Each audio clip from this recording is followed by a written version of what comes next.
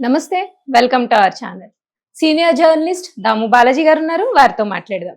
Sir నమస్తే sir. నమస్తే. Sir హైదరాబాద్‌లో అతి దారుణమైన సంఘటన అసలు హృదయ విదారకంగా అనిపించింది సార్ అది వింటే కనుక. ఒక భర్త భార్యను చంపి ముక్కలుగా కోసి కుక్కర్‌లో ఉడకపెట్టి ఆమె ఎముకల్ని సైతం పొడిగా చేసి చెరువులో కలిపాడు సార్.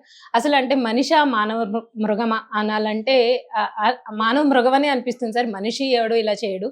అసలు ఎందుకని అలా చేశాడు? అంత కక్ష భార్య మీద ఏంటి సార్ అతనికి? ఇలాంటివి గతంలో కూడా వచ్చాయి. బట్ హైదరాబాద్‌లో ఈ మధ్య కాలంలో ఇలాంటిది చూడలేదు. మామూలుగా ఢిల్లీలో ఇలాంటిది జరిగింది, బెంగుళూరులో జరిగింది, ఇలాగా జరుగుతున్నాయి. నిన్న కూడా మనం ఒకటి చెప్పుకున్నాం. అవును సార్. ప్రెగ్నెంట్ వుమెన్‌ని వాళ్ళ హస్బెండ్ ఎలా చేశాడనేది. ఇప్పుడు ఇది బయటకొచ్చింది. అయితే ఇంకా పోలీసులు దీని మీద విచారణ జరుపుతున్నారు ఇండిపెండెంట్‌గా. ఎందుకంటే శవం అనేది వాళ్ళకి ఇప్పటికి కూడా దొరకలేదు. సో అసలు ఏం జరిగింది? ఎవరు ఇతను? భార్య ఎవరు? ఎందుకు అతను చంపాల్సి వచ్చింది? చంపిన తర్వాత ఎందుకు అలా చేశాడు అవును సార్. అనేది మనం చూస్తే ఈ నెల 18వ తేదీ మీర్పేట పోలీస్ స్టేషన్, రంగారెడ్డి జిల్లాలో మీర్పేట అని ఉంటుంది. ఆ పోలీస్ స్టేషన్లో ఒక కంప్లైంట్ నమోదైంది. ఒక తల్లి, ఆమె పేరు సుబ్బమ్మ. వాళ్ళది యాక్చువల్గా ప్రకాశం జిల్లా, ఆంధ్రప్రదేశ్ ప్రకాశం జిల్లాలో జేపీ చెరువు, రాచర్ల మండలం జేపీ చెరువు అనే గ్రామం. భార్యాభర్తలు ఇద్దరిది కూడా సేమ్ గ్రామం. సో ఈ అమ్మాయి పేరేమో వెంకట మాధవి, 35 ఏళ్ళు.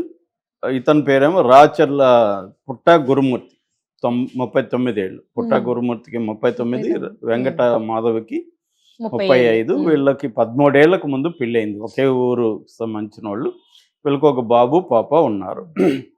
సో 18వ తేదీ ఈ వెంకట మాధవ్ వాళ్ళ తల్లి సుబ్బమ్మ ప్లస్ ఈ గురుమూర్తి భర్త పోలీస్ స్టేషన్కి వచ్చి, ఇట్లా వెంకట మాధవ్ అనే అమ్మాయికి నాకు చిన్న గొడవ అయింది, నేను తిట్టాను, అప్పుడు ఆమె ఇల్లు వదిలి వెళ్ళిపోయింది 16వ తేదీ. అప్పటి నుంచి ఆమె కనిపించట్లేదు, అన్ని చోట్ల వెతికాము అనేది కంప్లైంట్ ఇచ్చారు. సో జనరల్గా పోలీసులు ఏం చేస్తారు, ఇలాంటి కంప్లైంట్ వచ్చినప్పుడు సీసీటీవీలో పరిశీలిస్తారు. ఈమె వెళ్ళిపోయిందంటే ఎటు వెళ్ళిపోయి ఉండొచ్చు ఏందని. సో ఫస్ట్ వాళ్ళు స్టార్ట్ చేసేది ఇంటి దగ్గర స్టార్ట్ చేస్తారు. సో వీళ్ళ ఇంటి దగ్గర ఉన్న సీసీటీవీలని వాళ్ళు ఫుటేజ్ తీసుకొని పరిశీలించారు. పరిశీలిస్తే ఆమె ఇతను చెప్పిన డేట్ 16 కదా, 16 ఆమె ఎక్కడ బయటకు వచ్చినట్టుగా కనబడలే. కానీ 16 నుంచి 18 కంప్లైంట్ ఇచ్చే వరకు ఫుటేజ్ చూస్తే ఇతను అనేక సార్లు బయటికి ఇంట్లోకి తిరుగుతున్నాడు.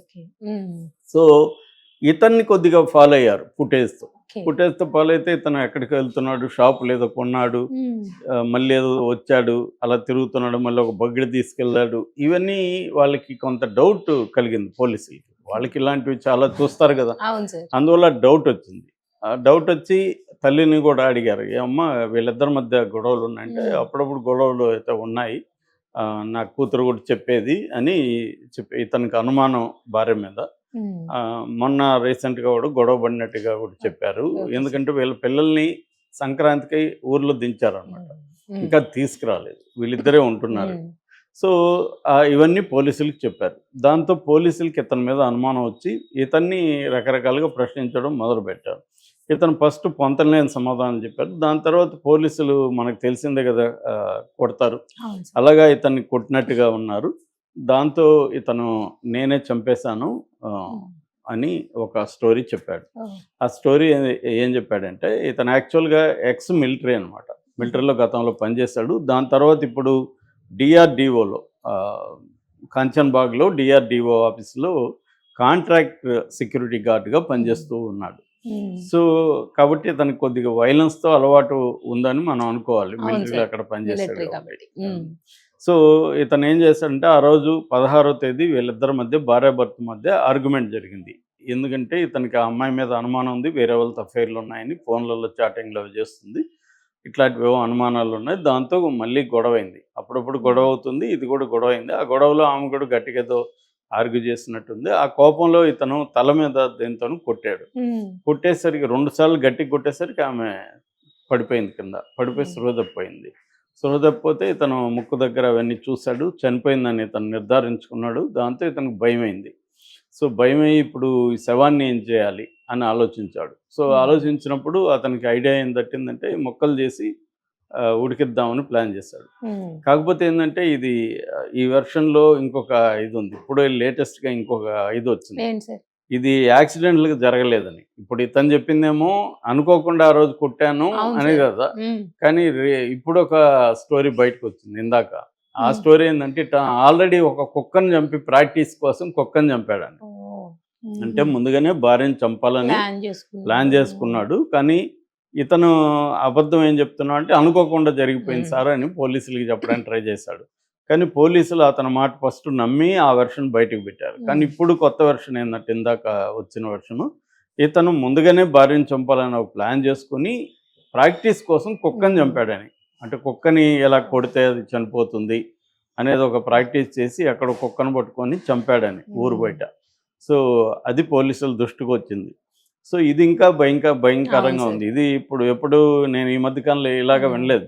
ఒక మర్డర్ చేయ ముందు ప్రాక్టీస్ రిహార్సల్స్ లాగా ఇంకొక మర్డర్ చేయడం, ప్రాక్టీస్ చేసి మరీ చేసి అంటే తను ఎమోషనల్ గా చేయడం వేరు. అదే అనుకున్నారు ఫస్ట్. ఇప్పుడు రేపు కోర్టులో కూడా ఒక ఎమోషనల్ గా మర్డర్ చేస్తే ఒక రకమైన శిక్ష వేస్తారు. ఎందుకంటే చట్టం ఒకటి అయినప్పటికీ జడ్జెస్ ఏంటంటే ఆ కేసు పూర్వపరాలను పరిశీలించి చాలా ప్లాన్డ్ గా కురుకుడుగా అతి కిరాకంగా చంపుంటే ఒక రకమైన శిక్ష వేస్తారు. లేదు అనుకోకుండా ఒక స్పర్ ఆఫ్ ద మూమెంట్ లో ఎమోషన్ గురయ్యి చంపాలని కాకుండా ఇంటెన్షన్ ఉండదు, ఏదో కొట్టినప్పుడు చనిపోయారు, అది కూడా హత్య. కానీ ఇంటెన్షన్ అయితే హత్య చేయాలని ఇంటెన్షన్ లేదు, దానికి వేరే రకమైన శిక్ష ఉంటుంది. అందుకని ఇతను ఆ యాంగిల్లో పోలీసులకు చెప్పినట్టుగా అర్థమవుతుంది. కానీ పోలీసులు ఏంటంటే ఇతని స్టోరీని నమ్మకుండా ఇండిపెండెంట్గా కూడా ఎంక్వైరీ చేశారు. ఆ ఎంక్వైరీలో కొత్తగా తెలిసిందేమంటే ఇతను ఆమెను చంపడం కోసం ముందే ప్లాన్ చేసుకున్నాడు. అందుకోసం ప్రాక్టీస్ కోసం ఒక కుక్కని ఎక్కడ పట్టుకొని ఆ కుక్కని కొట్టి చంపి దాన్ని ప్రాక్టీస్లో అర్థం చేసుకున్నాడు ఎలా చంపాలి అని.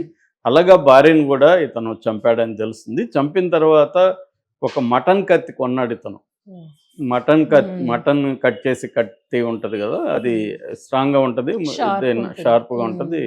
దాన్ని కొని భార్య శవాన్ని ముక్కలుగా కట్ చేశాడు. అందులో ఎముకల్ని పక్కన పెట్టాడు, మాంసాన్ని ఉడకబెట్టాడు. ఈ మాంసాన్ని ముక్కలు పెట్టి బయటికి తీసుకొచ్చి ఆ తర్వాత మాంసాన్ని కూడా ఎండబెట్టాడని కూడా చెప్తున్నారు.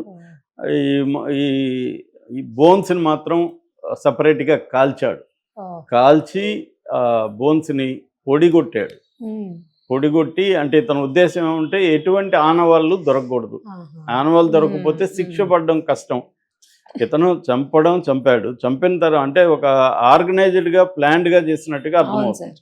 అంటే ఇప్పుడు మామూలుగా చాలా మంది ఈ మధ్య కాలంలో, ఆ మధ్య కూడా ఒక ట్రయాంగిల్ లవ్ స్టోరీలో ఒక అబ్బాయి 20 ఏళ్ళ అబ్బాయి కూడా ఇంటర్నెట్లో వెతికి ఎలా చంపాలి ఏంటి అనేది, అట్లాగే శవాన్ని ఎలా డిస్పోజ్ చేయాలో కూడా ఇంటర్నెట్లో యూట్యూబ్లో వీడియోస్, ఇంటర్నెట్లో ఇప్పుడు ఏంటంటే అన్నీ మనకు దొరుకుతుంది ఇంటర్నెట్లో. సో అలాగా ప్లాన్ చేసుకొని చేస్తున్నారు ఈ మధ్య కొంతమంది. అలాగే ఇతను కూడా ఏంటంటే శవాన్ని ఎలా డిస్పోజ్ చేయాలి దొరకకుండా అనే ప్లాన్ కూడా ఇతను చేశాడు. అంటే ఈ మధ్య కాలంలో హత్యలు చేసేవాళ్ళకి కానీ క్రైమ్ చేసేవాళ్ళకి కానీ ఒక క్లారిటీ ఉంటుంది. ఏమంటే క్రైమ్ చేసినాక తప్పించుకోలేం. ఇవాళ ఉన్న టెక్నాలజీలో పోలీసులు పట్టుకున్నాక రేపు మనకి ఎక్కువ శిక్ష పడకూడదంటే ఏం చేయాలి అని ఎక్కువ మంది ఆలోచిస్తున్నారు. దానికి సంబంధించి డబ్బులు కూడా కొంతమంది రెడీ చేసుకుంటున్నారు. ఎందుకంటే వాళ్ళకి అర్థమైంది డబ్బులు ఉంటే పోలీసులకే లేకపోతే కొంత డబ్బులు ఇస్తే కేసును వీక్గా పెడతారు. ఒకటి. రెండోది జైల్లో ఒక 1 month 2 months ఉండాల్సి వస్తే జైల్లో డబ్బులు ఖర్చు పెడితే జైల్లో కొద్దిగా మంచి సౌకర్యాలు ఇస్తారు. ఇవన్నీ కూడా ప్లాన్ చేస్తున్నారు. అంటే ఇంతకుముందు పోలీసుల ఇన్వెస్టిగేటివ్ మెథడ్స్ జనాలకు తెలిసేది కాదు. ఇవాళ అనేక సిరీస్, వెబ్ సిరీస్ రకరకాలు వచ్చేసాయి, డాక్యుమెంటరీస్ అన్నీ చూడొచ్చు మనం. సో ఇన్వెస్టిగేటివ్ మెథడ్స్ ఎలా ఉంటుంది పోలీసులది, దాన్ని మనం ఎలా ఫేస్ చేయాలి అన్నీ కూడా ప్లాన్ చేసుకుంటున్నారు ఇవాళ. సో ఆ రకంగా ఇతను కూడా మాజీ మిలిటరీ కాబట్టి ఇతను కొంత ఐడియా ఉంది క్రైమ్ వీటికి సంబంధించి. ఇతను ఆర్గనైజ్డ్గా చేసినట్టుగా అర్థమవుతుంది. సో ఫస్ట్ ఏంటంటే బాడీ అనేది దొరకకపోతే చాలాసార్లు ఎలా చేశారు ఏంటి ఆనవాళ్ళు ఉండవు. సో అతను ఏం చేశాడంటే కంప్లీట్గా దాన్ని బూడిదలాగా మార్చేశాడు బాడీ. ఓవరాల్గా అతను చేసిన పని ఏంటంటే ముక్కలు చేశాడు, ఇంకోటి చేశాడు, పక్కన పెడితే కంప్లీట్గా దాన్ని బూడిద చేసేసి ప్యాక్ చేసి బకెట్లో తీసుకెళ్ళి అక్కడ దగ్గర ఒక చెరువు ఉందన్నమాట. వీళ్ళు ఉన్న ఏరియాలో జిల్లెలగూడ చెరువు అంటారు అది. వీళ్ళు ఉండేది న్యూ వెంకటేశ్వర కాలనీ, బాలాపూర్ మండలం న్యూ వెంకటేశ్వర కాలనీలో ఉంటారు కాపురం. సో అక్కడ పక్కన చెరువు ఉంది. తీసుకెళ్ళి బకెట్ తీసుకెళ్ళి ఆ చెరువులో ఇవి కలిపేశాడు. అందుకనే ఇప్పుడు వాళ్ళకి ఏం పోలీసులకు దొరకట్లే. ఆమె శవం దొరకకుండా పోస్ట్ మార్టం రిపోర్టు ఇవన్నీ ఉంటే అతని మీద స్ట్రాంగ్గా ఉంటుంది. ఇప్పుడు ఏంటంటే అతను వాంగ్మూలమే ఆధారం. వాంగ్మూలం రేపు కోర్టులో ఏం చెప్తాడు, నన్ను కొట్టారు సార్, నేను అసలు ఆమె చంపలేదు, ఆమె ఏమైందో నాకు తెలియదని చెప్తారు. ఇతని తరఫున డిఫెన్స్ లాయర్ కూడా అసలు మా వాడు చంపలేదు అంటారు. చంపినాడని ప్రూవ్ చేయాలి వీళ్ళు. చంపినాడని ప్రూవ్ చేయడానికి వీళ్ళ దగ్గర ఏమున్నాయి? అది ఇప్పుడు మేజర్ సమస్య. అంటే ఇతను ఇలా చేయడం వెనక ప్లాన్ ఏంటంటే మనం రేపు కోర్టులో ప్రూవ్ కాకుండా ఎలా చేయాలి అనేది ప్లాన్ చేసుకొని చేశాడు. ఇది అత్యంత దారుణం. ఆమెకి ఇతనికి నచ్చకపోతే విడాకులు ఉన్నాయి, తీసుకోవచ్చు. ఆమె లైఫ్ ఆమె, ఇతని లైఫ్ ఉంటారు. కానీ ఇప్పుడు ఇదేంటంటే ఒక క్రూకుడ్ మైండ్తో చేసినట్టుగా అర్థమవుతుంది. అంటే ఒక కక్ష పెట్టుకున్నాడు ఈమెను చంపేయాలని, చంపి నాకు కూడా దొరకకూడదు అనే ఒక ప్లాన్తో చాలా తెలివిగా చేసినట్టుగా మనకు అర్థమవుతుంది. అంటే సైకో మైండ్ కూడా అయి ఉండొచ్చు కదా. ఖచ్చితంగా సైకో మెంటాలిటీ ఉంటుంది అన్నమాట వీళ్ళకి. అంటే టెక్నాలజీని ఇలా వినియోగించుకోవడం నిజంగా దురదృష్టకరం sir. So okay sir, thank you sir.